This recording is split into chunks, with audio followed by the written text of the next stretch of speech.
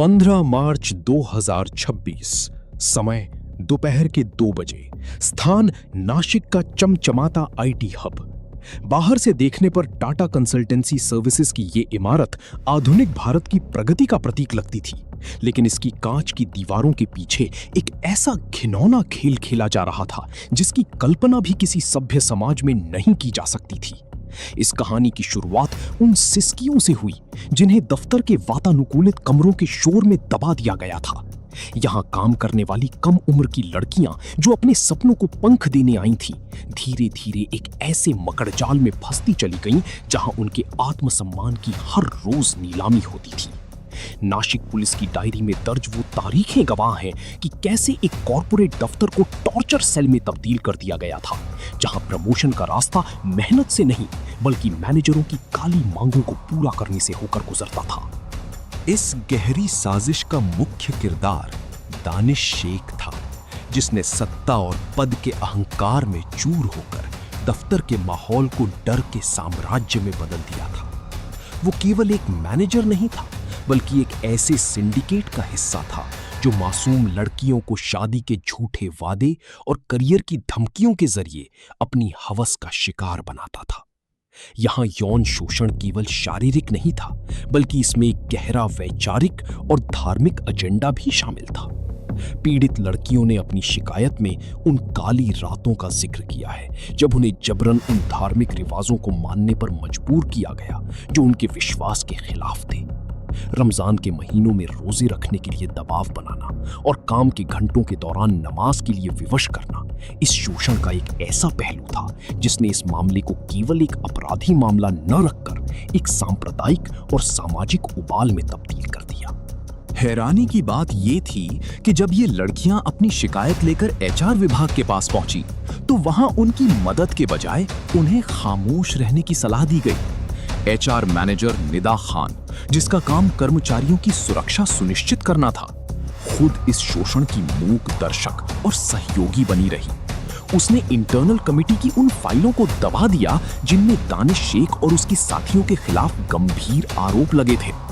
ये टाटा जैसे प्रतिष्ठित नाम के इतिहास पर एक ऐसा काला धब्बा था जिसे मिटाना नामुमकिन था।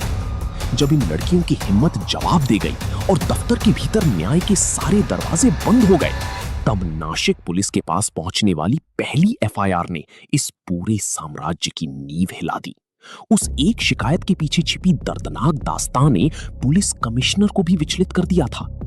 जांच की गंभीरता को देखते हुए एक स्पेशल इन्वेस्टिगेशन टीम का गठन किया गया, लेकिन ये मिशन इतना आसान नहीं था क्योंकि आरोपी रसूखदार थे और उनके तार बहुत ऊपर तक जुड़े थे।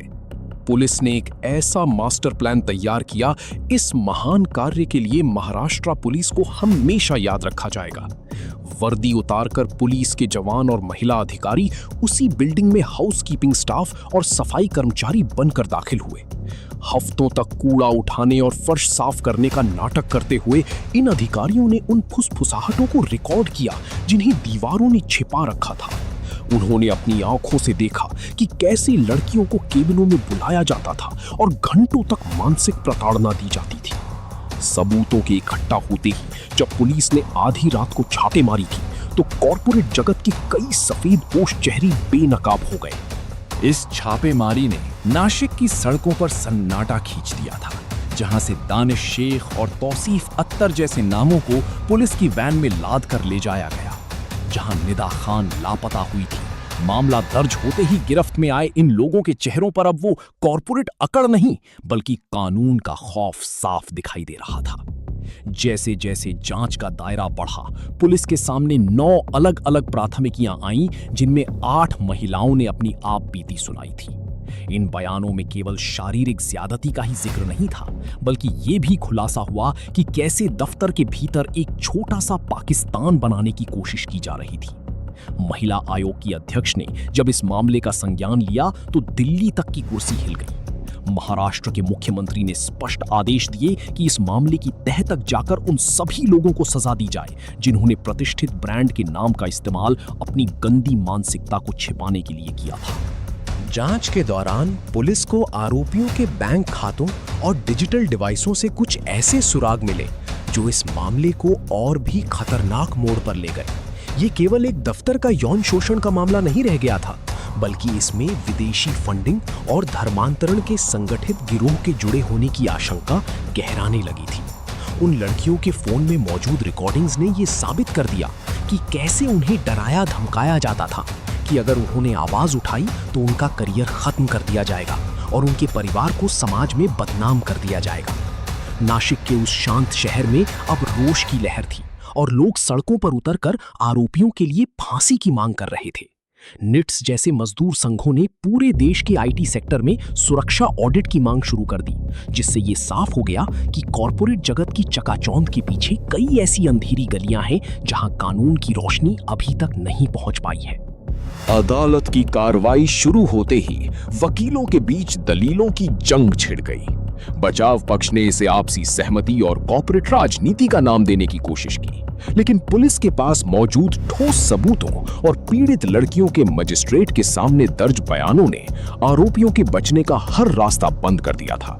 इस घटना ने टाटा ग्रुप की साख पर भी सवाल खड़े किए, जिसके बाद कंपनी को अपनी पूरी एचआर पॉलिसी को दोबारा से लिखने पर मजबूर होना पड़ा। आज भी जब नासिक के उस दफ्तर की ओर कोई देखता है तो उसे वहां काम करने वाले लोगों के चेहरे पर एक अजीब सी हिचकिचाहट और खौफ महसूस होता है। ये डॉक्यूमेंट्री उन लड़कियों की हिम्मत को सलाम करती है जिन्होंने अपनी चुप्पी तोड़ी और उस व्यवस्था के खिलाफ खड़ी हुई जिसने उन्हें कुचलने में कोई कसर नहीं छोड़ी। अब इस कहानी का वो पहलू सामने आया जिसने भारत की सबसे बड़ी जांच एजेंसियों की नींद उड़ा दी थी। नासिक के उस दफ्तर से मिले लैपटॉप और क्लाउड स्टोरेज के डेटा ने यह संकेत दिया कि ये मामला केवल कुछ लोगों की विकृत मानसिकता तक सीमित नहीं था। जांच में यह अंदेशा जताया गया कि इसके पीछे एक सुनियोजित नेटवर्क काम कर रहा था, जिसका मकसद कॉर्पोरेट सीढ़ियों का इस्तेमाल करके सामाजिक संरचना को चोट पहुंचाना था। पुलिस और देश की सुरक्षा एजेंसियों की नजर इस केस की उस कड़ी पर थी जहां डिजिटल साक्ष्य ये बता रहे थे कि इन लड़कियों की निजी वीडियो और उनकी जानकारी का इस्तेमाल उन्हें ब्लैकमेल करने और भविष्य में किसी बड़े एजेंडे के लिए तैयार करने के लिए किया जा रहा था। ये एक आधुनिक युग का हनी ट्रैप था जिसे दफ्तर की फाइलों और ईमेल के बीच बड़ी चालाकी से छिपाया गया था। सत्य की खोज में पुलिस ने जब उन पीड़ित लड़कियों के बैंक ट्रांजैक्शन देखे तो पाया कि कई लड़कियों को चुप रहने के लिए मोटी रकम भी दी गई थी, जिसका स्रोत संदिग्ध विदेशी खातों से जुड़ा हुआ था। मामले की गंभीरता को देखते हुए प्रधानमंत्री नरेंद्र मोदी के कार्यालय से भी इस पर नजर रखी जाने लगी, क्योंकि ये भारत के गौरवशाली आईटी उद्योग की साख का सवाल बन चुका था।